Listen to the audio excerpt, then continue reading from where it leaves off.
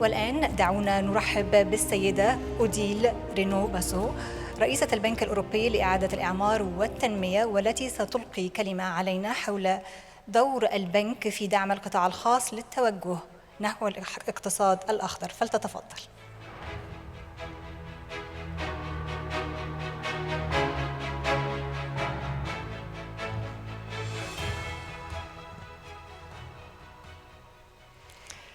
Mr. President, Excellencies, dear friends, I would like to start by congratulating Egypt for the organization of this very important event in the run-up of COP27, and to thank for the opportunity for me to speak today. We are living through unprecedented turmoil across the planet. Many countries are being challenged just now by food and energy crises happening at the same time. Europe is again facing war on its territory. And the devastating impacts of global warming are more and more apparent. Every day we see the evidence of the extremes to which we are driving our climate. They include extraordinary droughts and heat in some countries and dramatic floods in others. At a time like this, partnership and cooperation become even more important. That's why I'm delighted to be here today and to join with so many of you in reinforcing those values and exploring ways to strengthen them further. This is particularly important as we look forward to COP27 in Sharm el-Sheikh. Cooperation and partnership are also at the heart of our relationship with the government of Egypt. EBRD started working in this country 10 years ago. But since then, we invested almost $10 billion here across a very wide range of sectors. We have helped Egypt green its economy, generate growth and opportunities for its citizens across the country. We have recently approved a new country strategy, which has three main priorities: the promotion of a more inclusive economy for Egyptian businesses, women and youth, accelerating Egypt's green transition, and enhancing the country's competitiveness. And this forum today allows us to enrich and develop these efforts and to learn from so many valued partners.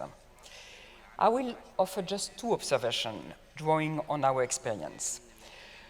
The first one is that more and more we see the convergence of vital development needs, and in particular, the importance of the green energy transition, not just to combat climate change, and we've heard how important it is to combat climate change, but it's also needed to enhance energy, water, and food security.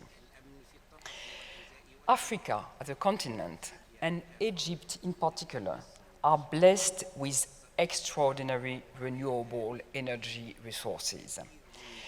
And EBRD, and I know we are not alone in that, we are really determined to do our best efforts to support the exploitation of those resources.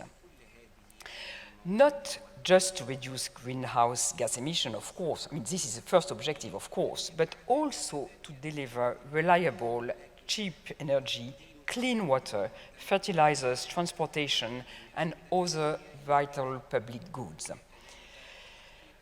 The second observation, and this point has been made very forcefully by John Kerry, is the importance of public and private sector partnership.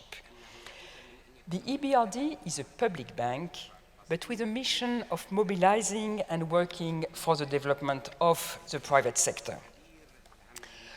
We see already, and it's obvious, the many pressures that all governments are under today. And this makes us believe in our mission even more strongly than before, bringing the private sector in supporting the development. Egypt's country platform for the Nexus for Water, Food and Energy, which we strongly support, can make a major contribution to achieving those goals.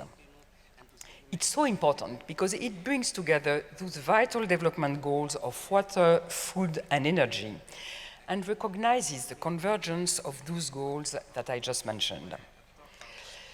We are very proud at EBRD to be supporting the Egyptian government in implementing the energy pillar of that platform. We will discuss later this afternoon this in more detail, but let me highlight now 3 key features which are very important in the implementation we are all aiming at. First of all, the first feature would be closure of all gas-fired capacity and the delivery of a just transition. Second element, the ambitious and rapid development of renewable generating capacity, exploiting Egypt's world-class solar and wind resource. And third element, the targeted deployment of public money to unlock massive private investment. This energy pillar is truly a partnership, one that can accelerate Egypt's own energy just transition. And it will really benefit the country's development also. This can also be a model for other countries to follow, delivering the shift from fossil fuels to renewable energy that the world needs more urgently than ever before.